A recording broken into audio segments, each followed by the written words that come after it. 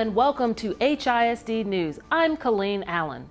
HISD Superintendent Terry Greer continues to host his community conversations with staff, students, and parents. This week, he was out at Sharpstown High School. Deborah Sanchez has more on what folks had to say to HISD's leader. I have a nephew that's here at Sharpstown High School. He's in the life skills. Angela Barber came out to Sharpstown High School, hoping to hear directly from HISD Superintendent Terry Greer. I asked quite a few questions. I feel like some of the issues that I had are going to be resolved. And so I think it was a great meeting. Barber was among almost 250 parents, students, and HISD staff who attended HISD's second community forum with Dr. Greer. It's great that there are people here to answer these questions and that it's a resource for parents and for teachers. I think the open conversation is a really good idea because a lot of times there's a failure to communicate some things. The open and candid conversation with the superintendent included everything from the Apollo 20 program to the new STAR exam and budget cuts. Nothing was off limits, and that was good. So I think that's something teachers are going to enjoy, and we can say, hey, it's not unapproachable. It's not an us versus them. Tutoring with English and tutoring at reading is much more difficult. We don't seem to know why.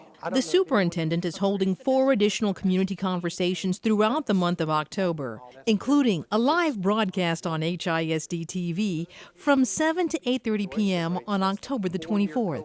Those who came out to Sharpstown say it was worth their time, and they hope others will come out to the remaining conversations with Dr. Greer. I think that this is a way to really take ownership of what you want to see done and at least have it discussed. Come on out. That's what we need. We need parent support. To make us the great district that we are, we have to have communication. But if that doesn't convince you, Angela Barber offers these words of encouragement.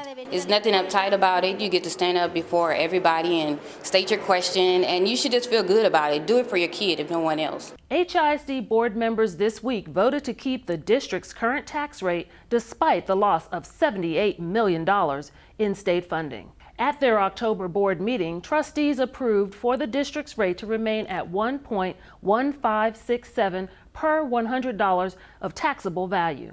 That is the lowest tax rate of any of the 21 school districts in Harris County. Board members also approved a new teacher performance pay model for the 2011-12 school year and strengthened the code of ethics for board members as it relates to current and potential vendors. HISD students and their parents learned more about some of the country's top-tier universities at the district's 3rd annual Ivy League Forum. Representatives from Harvard, Tufts, Cornell, and Vanderbilt were on hand at the district's headquarters to talk about the admissions process and available scholarships.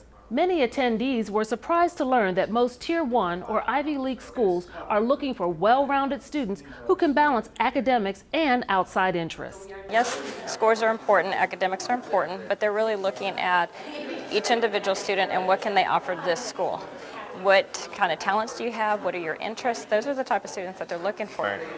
You just need to meet their standards, stand out from the others, have a personal quality that's your own that would separate you from the other applicants. Students were also advised to challenge themselves early on and to start taking advanced placement courses and to begin participating in extracurricular activities during their freshman year.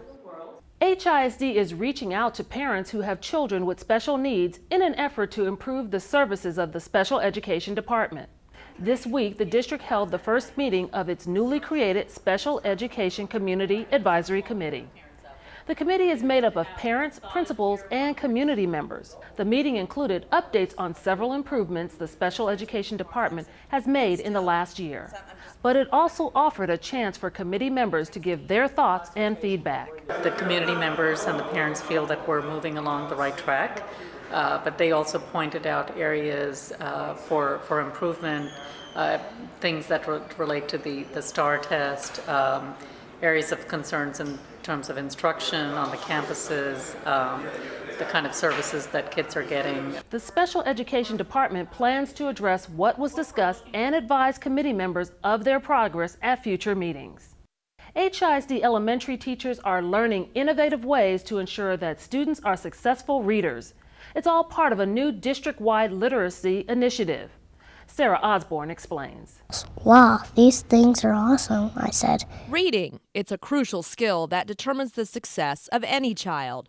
But did you know this sobering fact? The research is very clear, and we have 30 years of it, that unless you read on grade level by 3rd grade, the chances are 1 in 8 you will ever read on grade level. That's why HISD has launched a district-wide literacy initiative to ensure that all 3rd grade students are reading at or above grade level. And again, our whole goal is for that instant word recognition. As part of the initiative, nearly 3,000 HISD teachers will attend training sessions with the Nyhouse Education Center, a Houston-based company which specializes in the prevention of reading failure.